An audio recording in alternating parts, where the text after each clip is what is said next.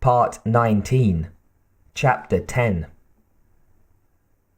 He was studying the remaining oxygen for the last time, hoping some unnoticed miracle would have added another 0 to the remorseless number on the gauge. As he watched the counter conclude its work, the last digit in line blinked from 9 to 8.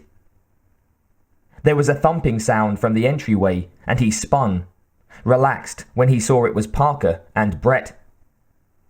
Parker dumped an armload of metal tubes onto the floor.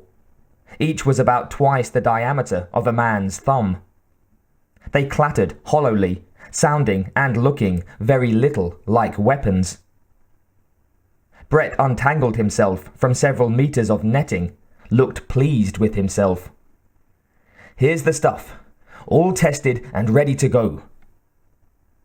Dallas nodded. "I'll call the others."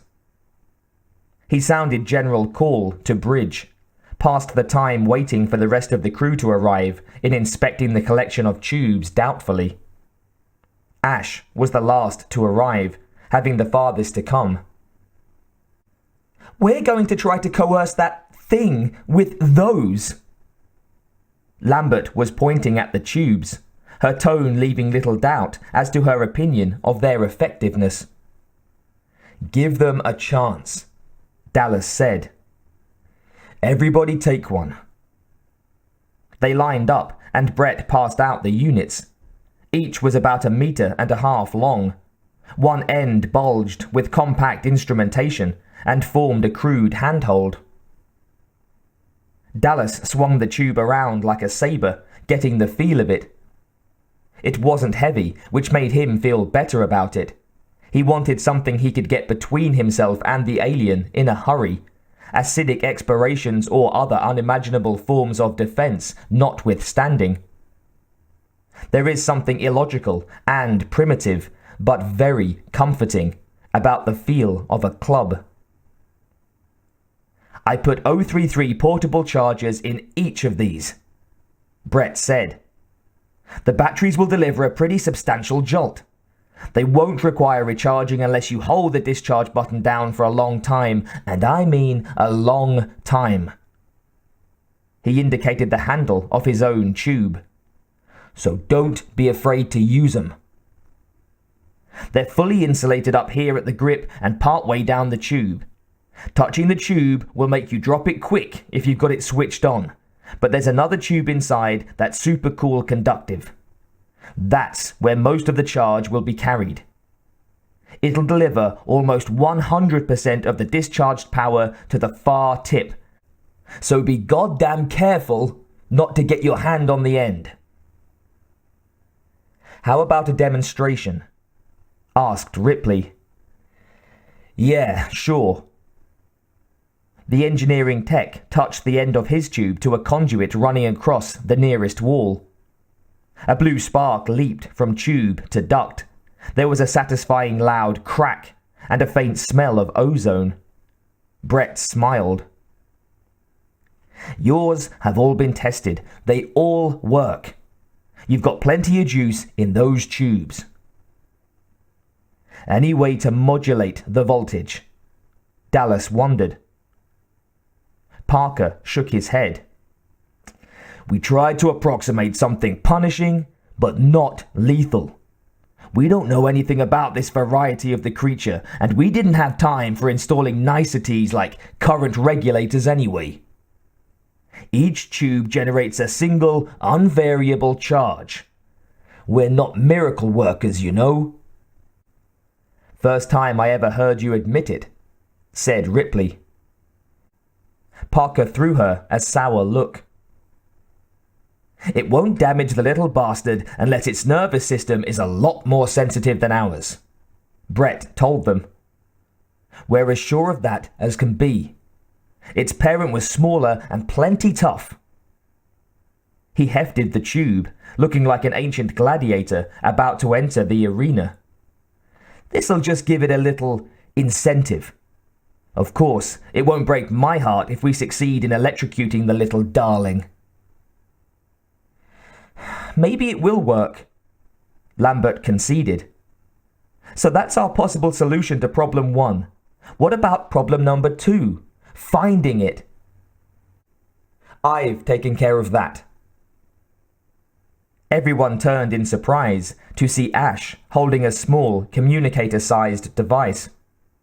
Ash was watching only Dallas, however. Unable to meet the science officer's eyes, Dallas kept his attention single-mindedly focused on the tiny device. Since it's clearly imperative to locate the creature as soon as possible, I've done some tinkering of my own. Brett and Parker have done an admirable job in concocting a means for manipulating the creature. Here is the means for finding it. A portable tracker. Ripley admired the compact instrument. It looked as if it had been assembled in a factory, instead of something hastily cobbled together in a commercial Tugs science lab. Ash nodded once. You set it to search for a moving object. It hasn't much range, but when you get within a certain distance, it starts beeping, and the volume increases proportionate to decreasing distance from the target. Ripley took the tracker from the science officer's hand, turned it over, and examined it with a professional eye. What does it key on? How do we tell alien from fellow bitcher? 2 ways. Ash explained proudly. As I mentioned, its range is short.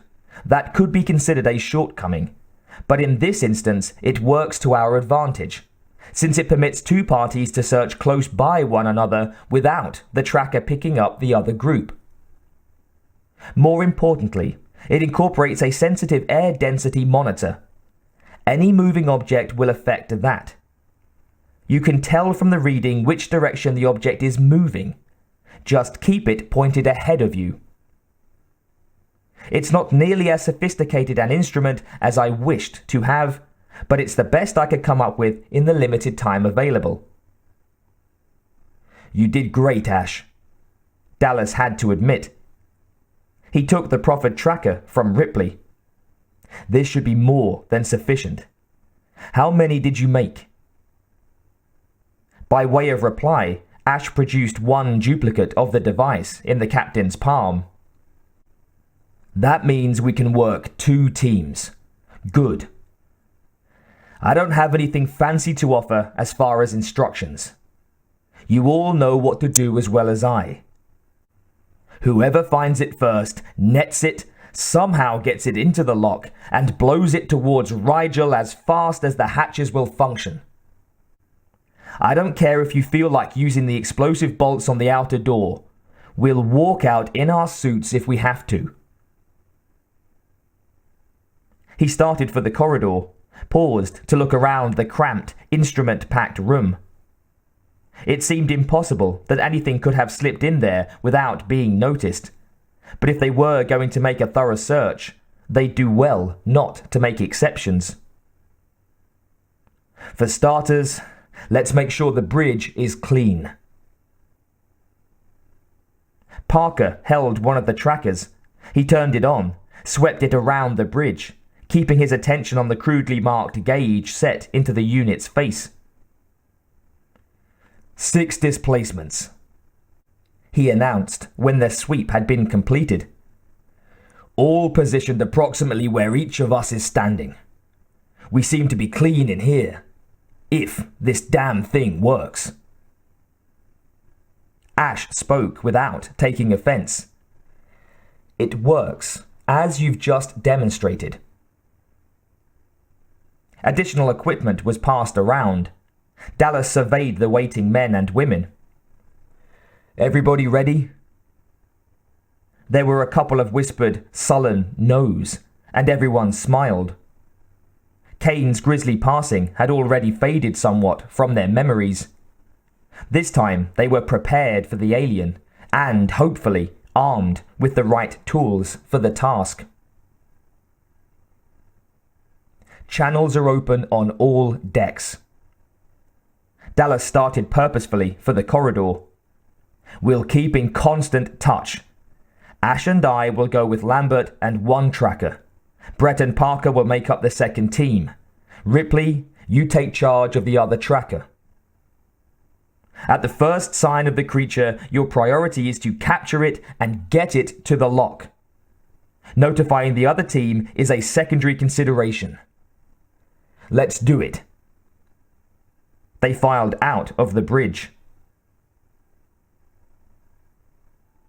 The corridors on A-level had never seemed quite so long or so dark before. They were as familiar to Dallas as the back of his own hand, yet the knowledge that something deadly might be hiding back in the corners and storage chambers caused him to tread softly, where he would otherwise have walked confidently with his eyes closed. The lights were on, all of them. That did not brighten the corridor. They were service lights, for occasional use only. Why waste power to light up every corner of a working vessel like the Nostromo, when its crew spent so little time awake? Enough light to see by during departure and arrival, and during an occasional in-flight emergency, had been provided. Dallas was grateful for the lumens he had, but that didn't keep him from lamenting the floodlights that weren't. Lambert held the other side of the net, across from Dallas. The web stretched from one side of the corridor to the other. He clenched his own end a bit tighter and gave a sharp pull. Her head turned towards him, wide-eyed. Then she relaxed, nodded at him, and turned her attention back down the corridor. She'd been dreaming, sinking into a sort of self-hypnosis, her mind so full of awful possibilities, she'd forgotten completely the business at hand. She should be hunting through corners and niches of the ship, not her imagination. The alert look returned to her face, and Dallas turned his own full attention back to the nearing bend in the corridor. Ash followed close behind them, his eyes on the tracker screen. In his hands it moved slowly from side to side, scanning from wall to wall. The instrument was silent, except when the science officer swung it a bit too far to left or right, and it detected Lambert or Dallas. Then it beeped querulously until Ash touched a control and silenced it. They paused by a down-spiraling companionway. Lambert leaned over, called out, "Anything down there? We're as clean as your mother's reputation up here." Brett and Parker reset their grips on the net while Ripley paused ahead of them, took her gaze from the tracker, and shouted upward, "Nothing here either!" Above, Lambert and Dallas moved on, Ash following. Their attention was completely on the approaching turn in the corridor. They didn't like those bends. They provided places of concealment. Turning one and discovering only empty corridor stretching bleakly beyond was to Lambert like finding the Holy Grail. The tracker was growing heavy in Ripley's hands when a tiny light suddenly winked red below the main screen. She saw the gauge needle quiver. She was certain it was in the needle, not her hands. Then the needle gave a definite twitch, moved just a hair away from the zero end of the indicator scale. She made sure the tracker wasn't picking up either Parker or Brett before saying anything. "Hold it! I've got something." She moved a few paces ahead. The needle jumped clear across the scale, and the red light came on and stayed on. She stood watching it, but it showed no sign of movement, save for slight changes in its chosen location. The red light remained strong.